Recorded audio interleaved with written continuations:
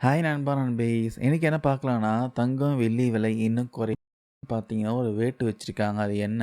பங்கு சந்தையில என்ன நடக்குது? சில்வர் வாங்குனவங்களுக்கும் ஒரு பெரிய வேட்டு காத்துட்டு இருக்கான். எல்லாமே டீட்டெயிலா இந்த பதிவுல பார்க்கலாம். ஸோ ஃபர்ஸ்ட்டு மிடில் கிளாஸ் மக்களுக்கு பார்த்தீங்கன்னா, ஒரு பெரிய ஷாக்கிங் நியூஸு. சவரீன் கோல்டு பாண்ட் கேள்விப்பட்டிருப்பீங்க. இது பாதுகாப்பானது, வரி மிச்சப்படுத்தலான்ட்டா பலரும் பார்த்தீங்கன்னா நம்பி வாங்கியிருக்காங்க. ஆனா, இப்ப பட்ஜெட்ல பார்த்தீங்கன்னா, ஒரு செக் வச்சிருக்காங்க. அதாவது தங்க பத்திரத்தின் மீதான மூலதன லாப வரி விலக்கு பார்த்தீங்கன்னா, யாருக்கு கிடைக்கும்னு லிஸ்ட் போட்டிருக்காங்க. நீங்க அந்த பாண்ட ஐபிஓல ஆரம்ப வெளியீட்டிலேயே வாங்கியிருக்கணும். இல்ல ரிசர்வ் பேங்க் ஆஃப் இந்தியா கிட்ட டைரக்ட்டா வாங்கியிருக்கணும். இத 8 வருஷம் முதிர்வு காலம் வரைக்கும் விக்காம வச்சிருக்கணும்.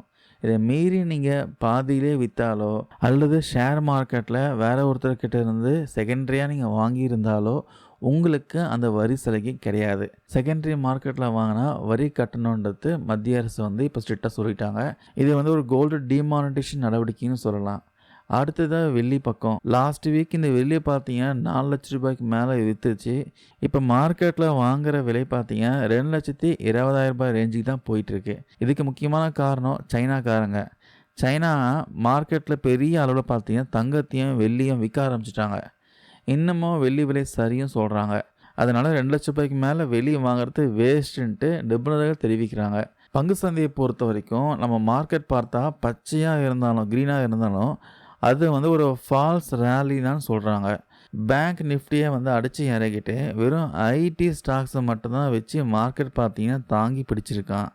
இன்னொரு பக்கம் அமெரிக்கா கூட ஒரு ட்ரேட் டீலிங் பேச்சுவார்த்தை நடந்துட்டு இருக்கு. இதில் அமெரிக்கா விவசாய பொருட்கள்லாம் இந்தியாக்குள்ள வரதுக்கு வாய்ப்பு இருக்குன்னு சொல்றாங்க. அப்படி நடந்தா நம்ம ஊர் விவசாயிகளுக்கு இது பெரிய பாதிப்பா அமையும்.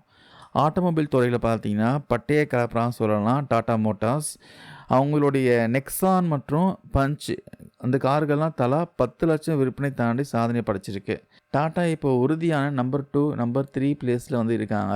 ஆனால் ஓலா நிலைமை பார்த்தீங்கன்னா ரொம்பவே மோசமாக தான் இருக்குது. இப்போ வேற ஆட்குறைப்பு நடவடிக்கையும் எடுத்துட்டு இருக்காங்க, பார்த்துக்கோங்க. சிகரெட் விலை பார்த்தீங்கன்னா பாக்கெட் ஒன்றுக்கு ரூ. 55 ஏறி இருக்கு. இதனால நான் ஆக போகுதுன்னா சைனா சிகரெட் ஸ்மக்லிங் அதிகமாகும்னு கணிக்கிறாங்க. அதுவும் கொஞ்சம் உஷாராக இருக்கணும். கடைசியாக என்ன சொல்ல வரேன்னா, வெள்ளி பக்கம் இப்போதைக்கு போகாதீங்க. அதுக்கப்புறம் சவரின் கோல்டு பாண்டை செகண்டரி மார்க்கெட்டில் வாங்கி ஏமாறாதீங்க. தங்கம் வாங்கினோம்னா பிசிக்கல் கோல்டாக வாங்கி போடுங்க. எப்போல்லாம் அந்த ரேட் கம்மியாகுதோ அப்போல்லாம் வாங்கி போட்டுகிட்டே இருங்க. எப்படினாலும் தங்கம் விலை ஏறும்போது தான் வரும் ஒரு கட்டத்தில். அதுக்கப்புறம் பங்கு சந்தையில் ஜாக்கிரதையாக இருங்க. இதுதான் பார்த்தீங்கன்னா நிபுணர்கள் கணித்திருக்க ஒரு சில முக்கியமான விஷயங்கள். இதே விஷயமா டவுட்ஸ், கருத்துக்கள் ஏதாவது இருந்தால் கமெண்ட்ஸ் பண்ணுங்கள். தேங்க்யூ நண்பா நண்பீஸ்.